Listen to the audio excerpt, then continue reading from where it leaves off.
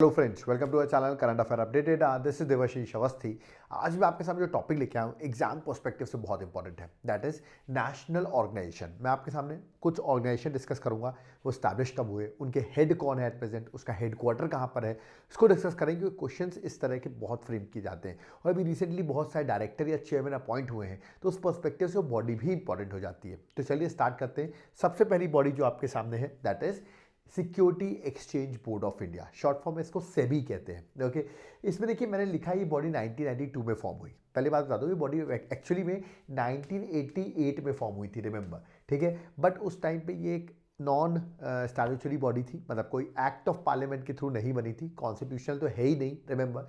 तो इसको 1992 में स्टैट्यूटरी बॉडी का स्टेटस दे दिया गया। मतलब एक पार्लियामेंट में एक कानून पास किया, एक एक्ट पास किया, जिसके थ्रू इसको एक लॉ मेकिंग बॉडी ने इसको क्या कर दिया, दैट इज पार्लियामेंट, उसने इसको स्टैट्यूटरी स्टेटस दे दिया, रिमेंबर, ठीक है। तो रिमेंबर, अगर आपके लिए कोई लॉ पास किया गया पार्लियामेंट में तो ऐसी बॉडी को हम स्टैट्यूटरी बॉडी कहते हैं। तो सेबी एक स्टैट्यूटरी बॉडी बन गई 1992 में, इसलिए मैं कह रहा हूँ 1992 में बॉडी स्टैब्लिश हुई। बट याद रखिए 1988 में ही हो गई थी, 1992 में इसको स्टैट्यूटरी बॉडी का स्टेटस मिला। ओके, इसका हेडक्वार्टर मुंबई में है और ये न्यूज़ में इसलिए चल रही है क्योंकि इसकी जो चेयरमैन है, याद रखिएगा, वो पहली वुमेन है जो इसका चेयरमैन बनी है, इसलिए न्यूज़ में है, जिसका नाम है माधबाई पुरी बुच, रिमेंबर। सो माधवी पुरी बुच, ये इसकी प्रेजेंटली चेयरमैन है। तो इसलिए एग्जाम में पर्सपेक्टिव से बॉडी इंपॉर्टेंट हो गई है। सेबी की मैं बात कर रहा था। सेकेंड बॉडी की बात करता हूँ, दैट इज FSSAI, ठीक है। फुल फॉर्म है food safety and standard authority of India. इसका हेडक्वार्टर है दिल्ली में, ठीक है। ये बॉडी 2008 में फॉर्म हुई थी। इसकी मिनिस्ट्री पूछी जाती है, किस मिनिस्ट्री के अंदर आती है, तो ministry of health and family welfare इसकी मिनिस्ट्री है, रिमेंबर, ये याद रखना आपको। चेयरमैन पूछे तो राजेश भूषण, याद रखिएगा, तो भूख भूषण के नाम से याद रखना है। फूड याद रखना आपको कि food safety and standard authority of India का चेयरमैन है, रिमेंबर, तो चेयरमैन आपको याद रखना है। ओके, नेक्स्ट बॉडी आती है दैट इज BCCI, हमेशा न्यूज़ में रहती है, board of control for cricket in India. Full form भी याद रखना है BCCI का, एक प्राइवेट बॉडी है, हेडक्वार्टर मुंबई में है।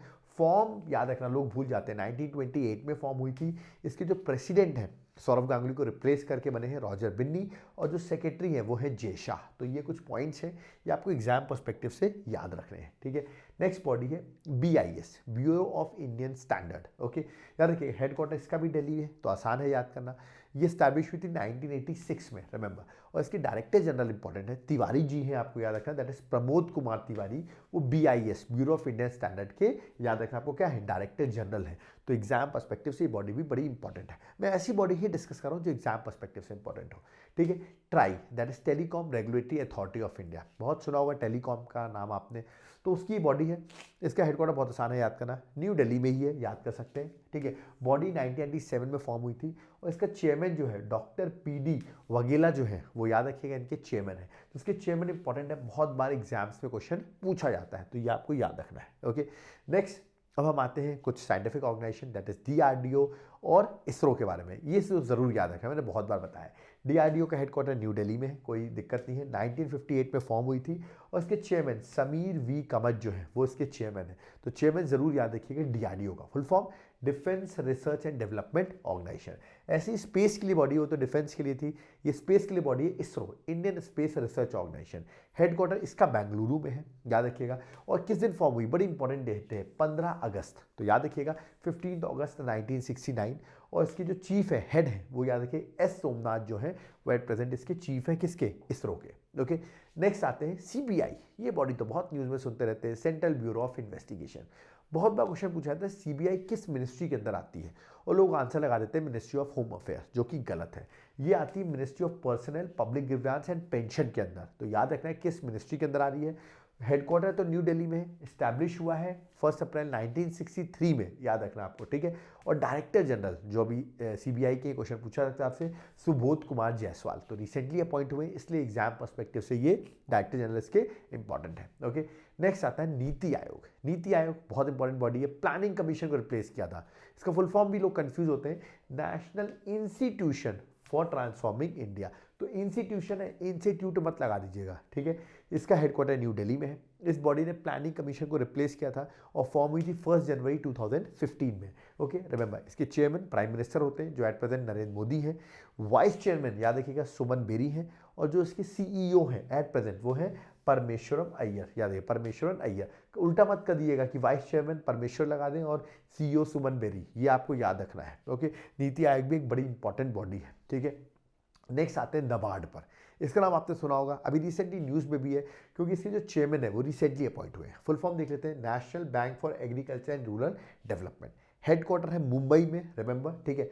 फॉर्म हुई थी 1982, 12 जुलाई 1982। बट इसके जो चेयरमैन अभी दिसंबर में अपॉइंट हुए 2022 में, श्री शाजी केवी, रिमेंबर। तो ये इसके चेयरमैन अभी अपॉइंट हुए, इसलिए बॉडी एग्जाम में करंट अफेयर्स के पर्सपेक्टिव से पूछी जा सकती है, ठीक है। नेक्स्ट है RBI, reserve bank of India. बड़ी इंपॉर्टेंट बॉडी है, नाम सुनते रहते हो आरबीआई का। मुंबई में हेडक्वार्टर है, 1935 में बॉडी फॉर्म होती है।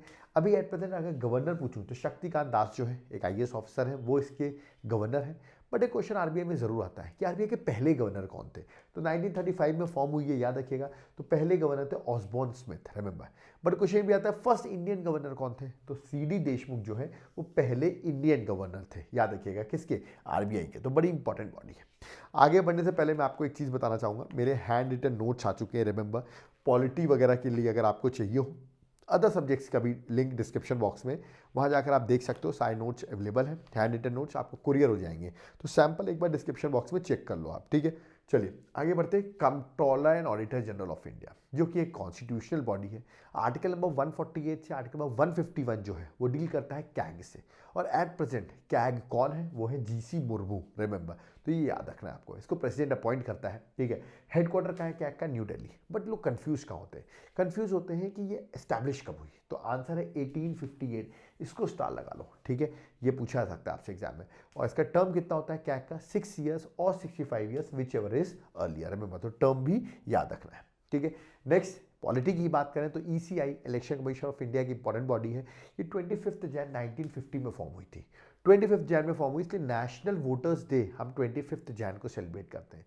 हेडक्वार्टर कोई दिक्कत ही नहीं है, न्यू दिल्ली है। चीफ इलेक्शन कमिश्नर बहुत इंपॉर्टेंट है, राजीव कुमार। इनके साथ 2 अदर इलेक्शन कमिश्नर भी याद रखना है, दैट इज अनूप चंद्र पांडे और अरुण गोयल, याद रखिए 2 अदर इलेक्शन कमिश्नर्स भी हैं, ओके। इनका टाइम पीरियड कितना होता है, 6 ईयर्स और 65 years, which ever is earlier, remember.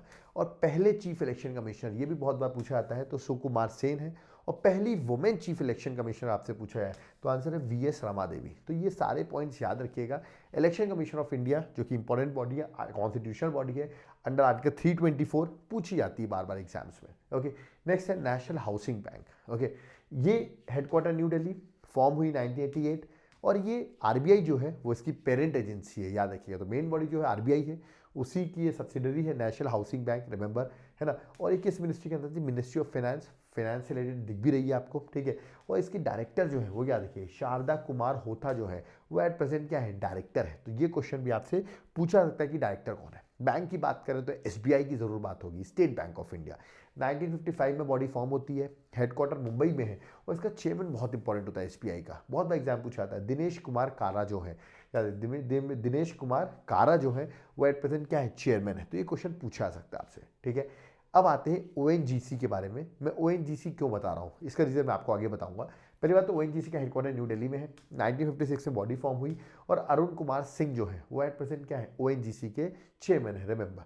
अभी बॉडी इंपॉर्टेंट क्यों हुई, क्योंकि इसी की ही पैरेलल बॉडी जो है दैट इज एचपीसीएल, ठीक है, इसने एक्वायर कर लिया था ओएनजीसी को। मतलब ओएनजीसी याद रखिएगा, ये सब्सिडरी है ओएनजीसी की, रिमेंबर। कौन, सॉरी उल्टा बोल दिया मैंने, है ना।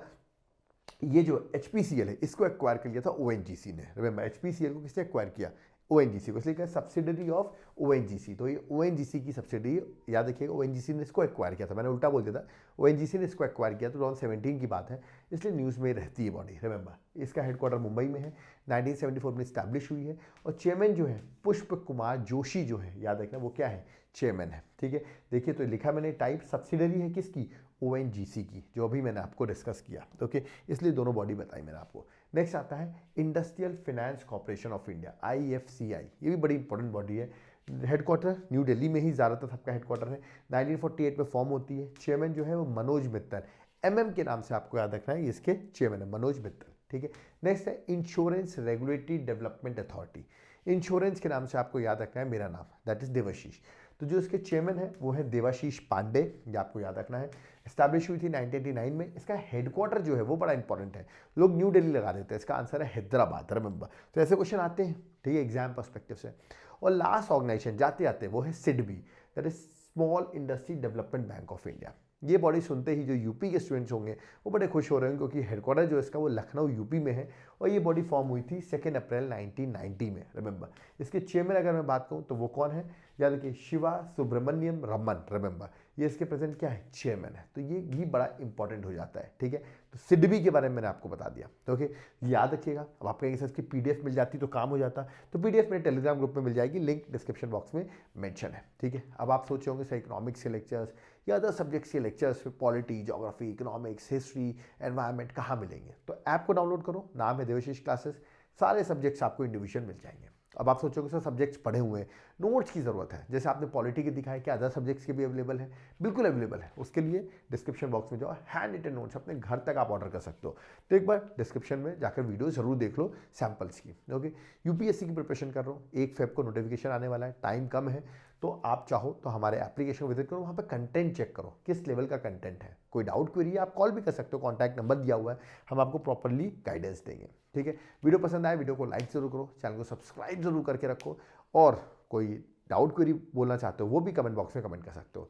आप लोग के कमेंट पढ़े जा रहे हैं और बहुत लोगों ने कमेंट्स किए हुए हैं, उनको देखते हुए हम अगले लेक्चर उसी पे बनाएंगे। तो आप लोगों ने अगर अभी तक कमेंट नहीं किया तो कमेंट जरूर कर दो, आप कौन सा टॉपिक चाहते हो वो टॉपिक हम बनाएं, तो अगले टॉपिक पे, अगले लेक्चर पे आपका टॉपिक जरूर आएगा, okay. We have read all those comments, उसके अकॉर्डिंग अगले 4 दिन पे हमारे वो लेक्चर्स आ भी जाएंगे।